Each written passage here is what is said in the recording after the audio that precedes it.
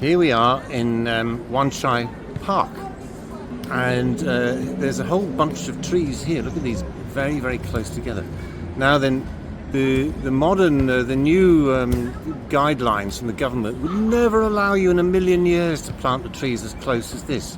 This is Ficus benjamina, and they've been planted at like 2 meter centers, right? But the effect is quite amazing. Let's look up into the crowns of these trees. We can see that Ficus benjamina does make some aerial roots, right?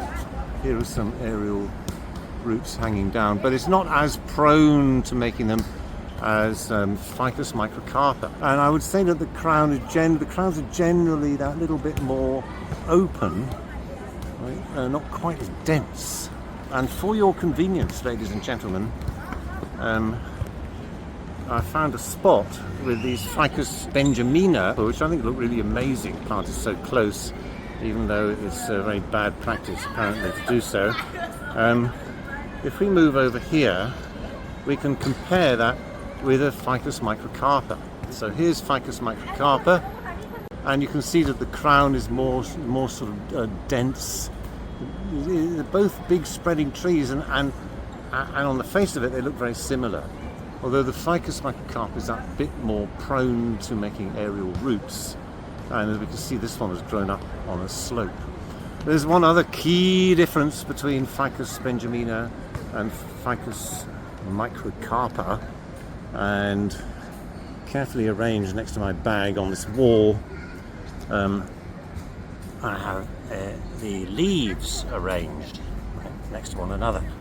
So this leaf on the left is Ficus benjamina, and you can see it's got this very distinctive point on the end of the leaf. See, look how pointy that is, right? I think this is why it's in English and Chinese it's called weeping fig. I don't know, water drops maybe drop off the end of the leaf or something. They're very similar, but if we look at the leaf of the Ficus microcarpa, that also has a bit of a pointy end, but nothing quite, not really pointy like the Ficus benjamina.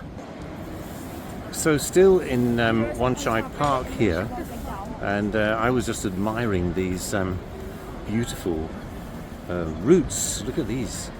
Okay, do you need more evidence that the roots are at the surface? Here they are, the roots at the surface, right?